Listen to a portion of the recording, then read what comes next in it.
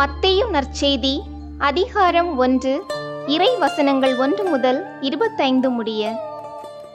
இயேசுவின் பிறப்பும் குழந்தை பருவமும். இயேசுவின் மூதாதையர் பட்டியல்.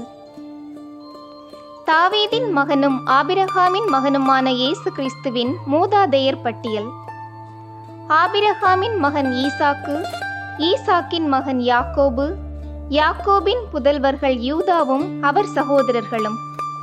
யூதாவுக்கும் தாமாருக்கும் பிறந்த புதல்வர்கள் பெரேட்ஸும் செராகும். பெரேட்ஸின் மகன் எட்சரோன், எட்சரோனின் மகன் இராம், இராமின் மகன் அம்மினதாபு, அம்மினதாபின் மகன் நகசோன், நகசோனின் மகன் சல்மோன். சல்மோனுக்கும் ராகாபுக்கும் பிறந்த மகன் போவாசு, போவாசுக்கும் ரூத்துக்கும் பிறந்த மகன் ஓபேது, ஓபேதின் மகன் ஈசாய், ஈசாயின் மகன் தாவீது அரசர். தாவீதுக்கு உரியாவின் மனைவியிடம் பிறந்த மகன் சாலமோன். சாலமோனின் மகன் ரெகபயாம், ரெகபயாமின் மகன் அபியாம், அபியாமின் மகன் ஆசா, ஆசாவின் மகன் யோசபாத்து, யோசபாத்தின் மகன் யோராம், யோராமின் மகன் உசியா, உசியாவின் மகன் யோத்தாம், யோத்தாமின் மகன் ஆகாசு, ஆகாசின் மகன் எசேக்கியா, எசேக்கியாவின் மகன் மனாசே, மனாசேயின் மகன் ஆமோன், ஆமோனின் மகன் யோசியா. யோசியாவின் புதல்வர்கள் எக்கோனியாவும் அவர் சகோதரர்களும். இவர்கள் காலத்தில்தான் யூதர்கள் பாபிலோனுக்கு சிறைப்பிடித்துச் செல்லப்பட்டார்கள்.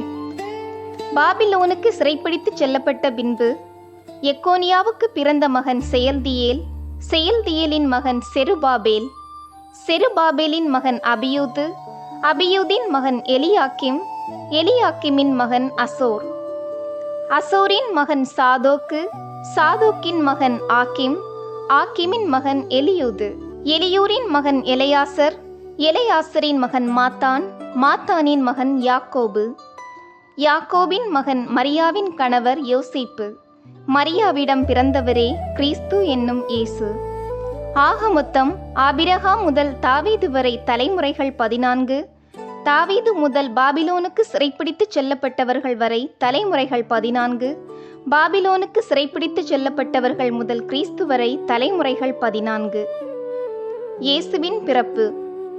இயேசு கிறிஸ்துவின் பிறப்பையொட்டிய நிகழ்ச்சிகள். அவருடைய தாய் மரியாவுக்கும் யோசேப்புக்கும் திருமண ஒப்பந்தம் செய்யப்பட்டிருந்தது. அவர்கள் கூடி வாழும் முன் மரியா கருவுற்றிருந்தது தெரிய வந்தது. அவர் தூய ஆவியால் கருவுற்றிருந்தார். அவர் கணவர் யோசேப்பு நேர்மையாளர்.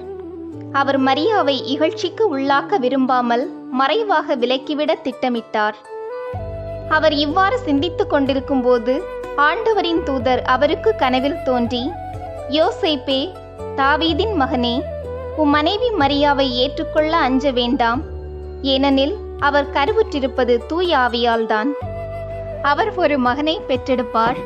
அவருக்கு இயேசு என பெயரிடுவீர். ஏனெனில் அவர் தம் மக்களை அவர்களுடைய பாவங்களிலிருந்து மீட்பார் என்றார். இதோ, கன்னி கருவுற்று ஓர் ஆண்மகவை பெற்றெடுப்பார். அக்குழந்தைக்கு இம்மானுவேல் என பெயரிடுவர் என்று இறைவாக்கினர் வாயிலாக ஆண்டவர் உரைத்தது நிறைவேறவே இவை யாவும் நிகழ்ந்தன.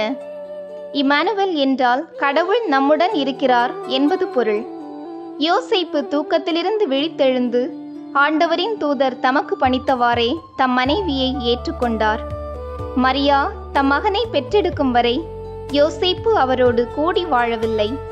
யோசேப்பு அம்மகனுக்கு இயேசு என்று பெயரிட்டார்.